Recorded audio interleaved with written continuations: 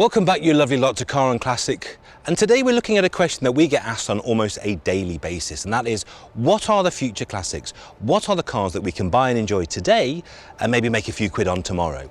They've asked me, as an alleged car expert, to find that out. Now, quick caveat here, if I genuinely knew the answer to that, guys, do you think I would be dressed like this? Do you think I'd be here in a gifted t-shirt with a 30 quid watch and 25 pound trainers if I genuinely knew?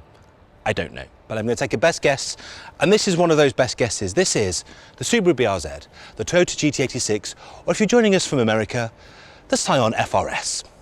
Play the music.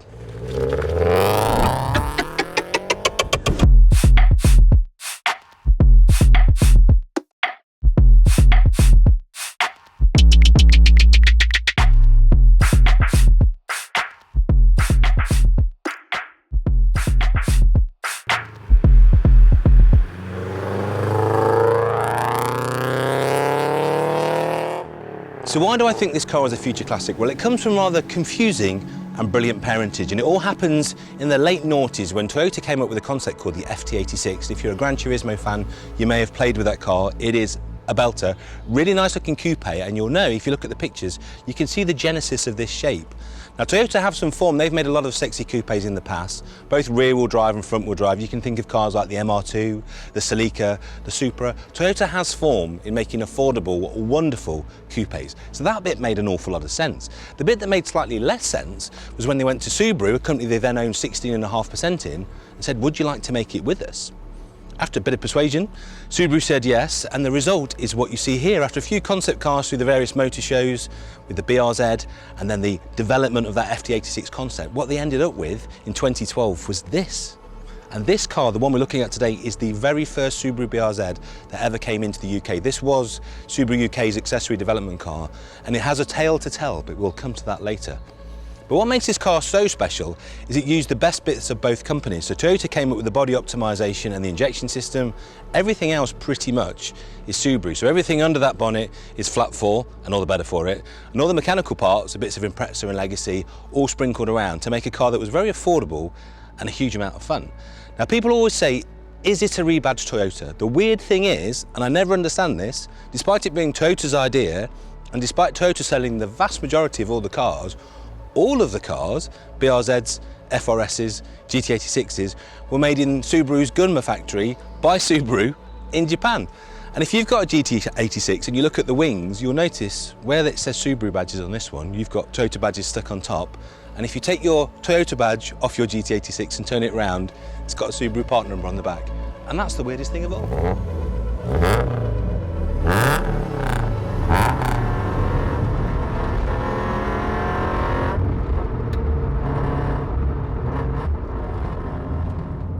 Every time I drive this car, it just puts a smile on my face. It's so direct, it's so darty, and it just makes the best noise. I did put a silly exhaust on this car. They don't sound this rude normally, but if you are going to buy one, put an exhaust on it.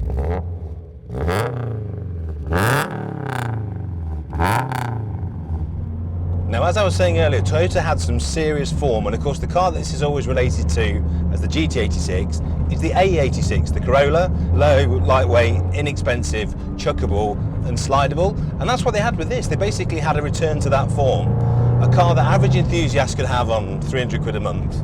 It's also incredibly upgradable, and that was built in from the outset. The philosophy at both Subaru and Toyota was to create a car where enthusiasts would want to buy upgrades, buy better suspension, better brakes. It's a fantastic package, it really is, but you can make it even better. Now, this particular car is a case in point. So this was the very first car that came into the country. This was the first Subaru UK BRZ. It was brought over by the accessories department as a development car, and the whole idea of that was to create a range of accessories for people to buy. Nobody knew how big the sales success of the car would be at that point, and in the end they didn't sell a huge amount of units, but this was the car they developed springs, dampers, upgrades, brake lines, all that kind of stuff. And as part of that process, even though they had access to some very, very clever and talented people, somehow I got involved in all of that. And this car we took everywhere. We took it to Donington, to the Nürburgring. A lot of testing happened. It was done very thoroughly. It span everywhere. We had it off everywhere, but it never crashed. This car has a barrier repellent that it uses to this day. And at the end of that process, of course, Subaru couldn't sell the car. They had to find a home for it, and I nobly stepped up I bought it for a very attractive figure, I have to say. And since then, I've modified it further. It was a Japanese performance magazine project car. It was then in Banzai magazine as a project car. And it's had so much. It's had a remap exhaust, it's had Bilsteins, it's had Alcon brakes front and rear. This car has 30 horsepower more than the stock car. Not every classic car is a handsome beast, but I think this one is. I think this has the kind of curb appeal that will make people want to buy it in the future. And whether that's the Subaru, the Toyota, the Scion, they all pretty much look the same. There's a difference in the front bumper, tiny differences in the rear lights. That's about it. You can see, can't you really, this low nose, how low they've got that engine, why it's got such a good coefficient of friction. That's very sexy, I think. It looks good. It looks like a sports car. It has a lower frontal area than almost all sports cars. And then you move to the middle of the car, you've got this wonderful bit of styling that they call the double pagoda roof. Now, it isn't just pure aesthetics, although it does do a lovely job of breaking off this very flat panel. What this is here to do, these two bubbles, are extra helmet space. No laughing at the back. If you look inside, the headliner runs very, very tight to the roof, and that gives you about an inch of extra headroom, which if you're tall and you're wearing a helmet for your track day, is very, very important. That's a wonderful piece of design. And then we move back through these beautifully proportioned and quite wide haunches. These cars look very nice from the back to a boot. Now, normally on a sports car, I think 911, Lotus Elise, sports car boots are useless. But on the BRZ, nobody told them this, because this, I think of all the sports cars that have ever been sold, probably the most practical boot in existence. This is weekly shopping big. This is a trip to IKEA big. This is a small bookcase big. But what I love about this design brief detail, when they designed this boot space, they said, with the back seats down, the car must take 4 215 45/17 tyres so that the owner can drive to their track day, swap the wheels and tyres, have some fun, and then swap them back at the end. Talk about knowing your target market. From a design point of view then, the Subaru, as we'll call it, is a fantastic car. It's got everything you want from a sports car, but really that doesn't translate into the drive of the thing. What this car is, for me, is a return to the Chapman philosophy of simplify and add lightness. These things don't weigh an awful lot. They don't have a huge amount of power, but what they are is incredibly driver focused.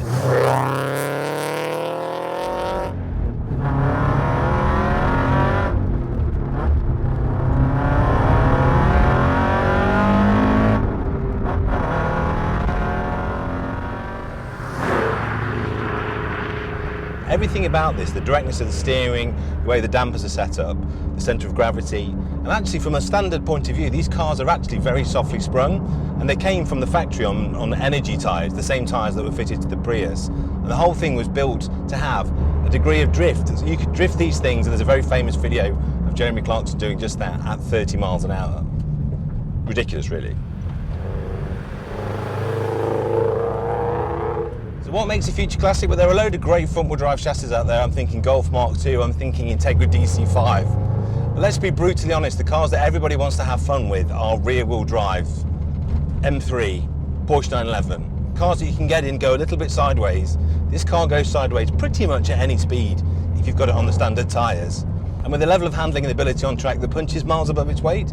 So these are the ingredients, guys. These are the things that I think will make this car worth a huge amount of money years down the line. So a big part of the appeal of this car, and one of the many reasons I think it will be a future classic, is what sits under here. One of the amazing things they did with this FA engine, which is normally aspirated, no turbocharger, and we shall come to that later too, they managed to put the throttle body right at the front. So they've got a very short inlet manifold, and if you look, this crazy little Helmholtz resonator on the top, which actually pipes real but fake noise into the cabin. That comes, believe it or not, through a tube into the footwell and fills the cabin full of weird buzziness. Whereas actually, if you put a set of headers and a decent exhaust, this has got a Miltec on it, it'll do it for real, and you get a few horsepowers as well. You can just play a tune on it, it's awesome, isn't it?